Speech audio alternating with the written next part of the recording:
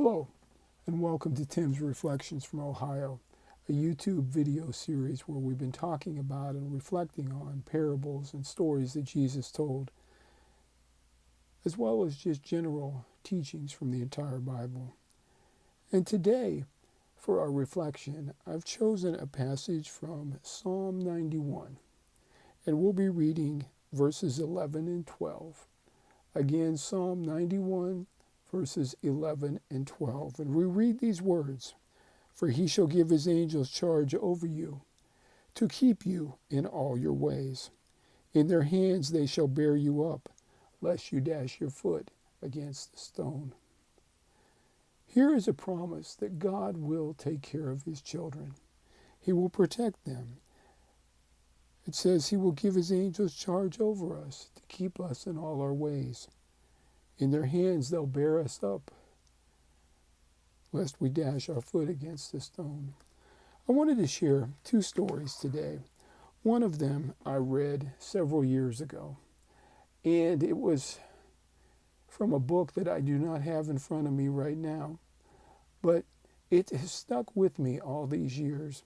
And it's a story about a lady who lived in past years in the state of Alaska. And if we know anything about Alaska, that in the wintertime, at least in many parts of Alaska, it gets cold. And when this story occurred, it was cold. It was wintertime. She lived in a very small house, and she had some health issues. She was very sick. So every day, a neighbor would come in to her house and keep the fire going. She had a wood stove. They'd bring wood in from the wood pile outside and keep the wood box stocked, and then she could add to the wood throughout the day as the fire burned down, and she would not have to go outside in the cold, which was difficult for her because of her health issues. But on this particular day, the neighbor, for some reason, didn't come in, and it was cold, and the cabin was getting colder and colder and colder.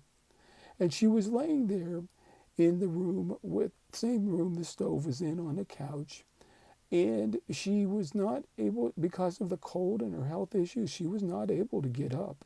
So she was just laying there, and she prayed.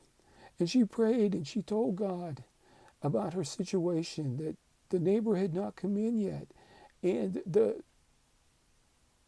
fire was burning down, and there was no more wood in the wood box, and she didn't know what she was going to do. And then she, in her prayer, she said, "But God, if you want me to die, it's okay. I'm ready." She felt confident she was ready to die. And just as she prayed that prayer, the door opened, and in walked a man, a stranger to her. He was dressed in all black, as I recall, and not dressed like people normally dress in Alaska in the wintertime. But he came in, and he brought an armload of wood.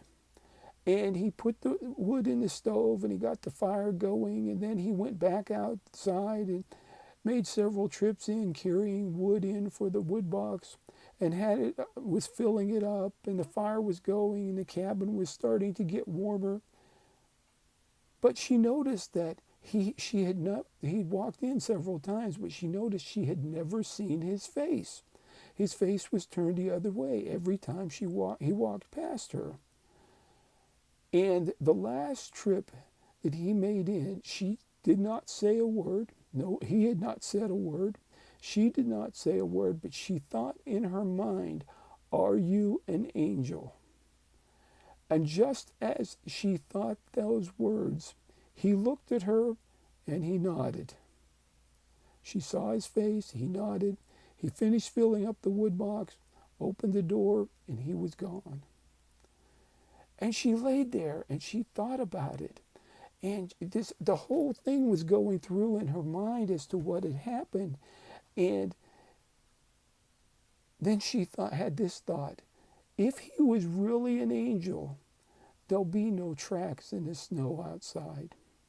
And because the cabin had warmed up enough by that time, she was able to get up and walk to the window. And this lady walked to the window. She looked outside. There was not a track anywhere in the snow. And the wood pile was just covered, like it was covered with a fresh layer of snow. No snow had been brushed away. There was no wood showing, nothing. And she knew that God had answered her prayer and sent an angel to save her life that day. I love that story. That story has stuck with me for many years. But it's one thing to read a story in your mind, read a story like this and to think about it in your mind. But it's another thing to have something like that happen to you. In the last week or so, I've been seeing two loose dogs near my house. And I had never seen the dogs before, but I had seen them multiple times over the last week or so. And they were always seemed to be in the same general area, running around. And every morning I get up and I have some issues with my legs, weakness and all of that, and I've been encouraged to walk. So every morning I get up and I try to walk before it gets too hot. Here in Ohio, it's been a hot summer this year. And so on Friday morning, I was out walking. And as I was walking, I saw the two dogs. And fortunately, I saw them before they saw me. So I was prepared for them. I had a can of dog spray that I carry with me when I'm walking. You never know.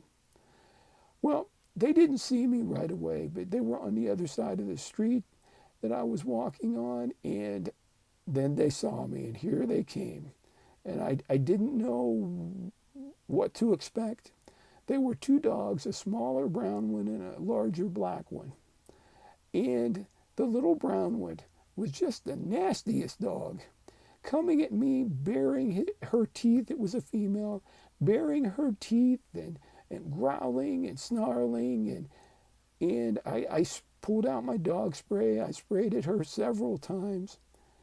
And she would quit for a little bit and come back. But what I noticed was whenever she started to get nasty with me, the larger dog would tear into her and fight with her. And then they'd fight together, and I was able to walk a little bit without any distractions. And then the little one would get away and come after me again. It was a very uncomfortable, unnerving experience. Fortunately, I didn't get bit. Fortunately, everything turned out fine.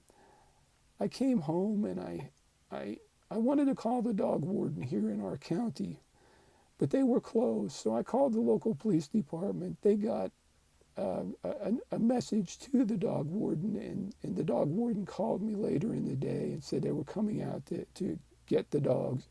I haven't seen them since. I hope that they caught them. But the reason I'm telling this story is this.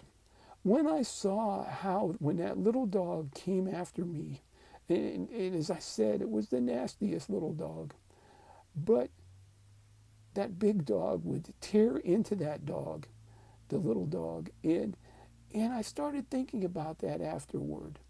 Was that bigger dog an angel? I don't know the answer to that question. But when I saw how it distracted that little dog from coming too close to me and letting me get a little closer to home, I just wonder. I pray for God's protection every day.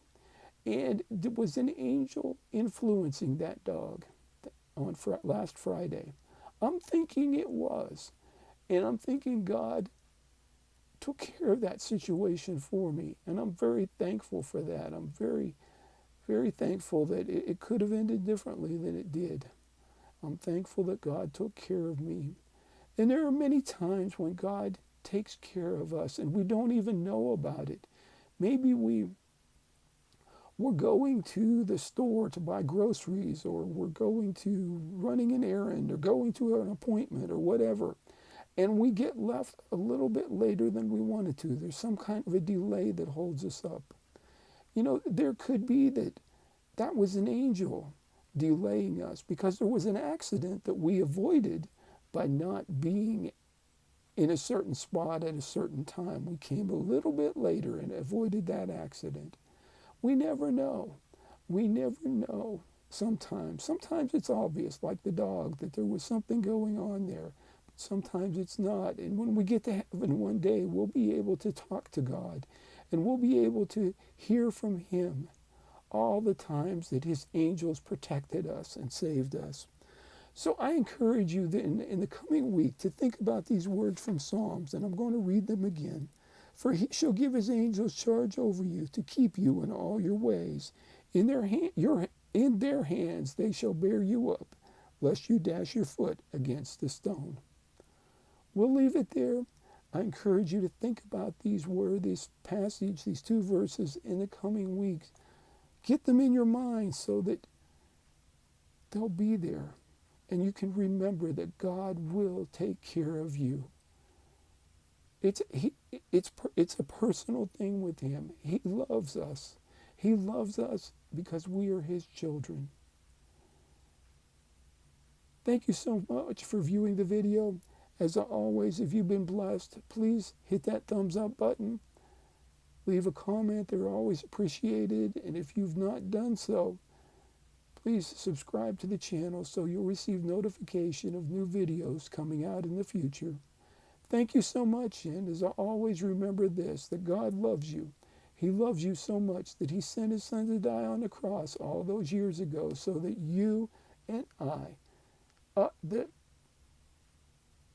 people that are viewing this video and His other children will have an opportunity to spend eternity one day in heaven with Him. That's how much He loves us. Thank you, and have a blessed week.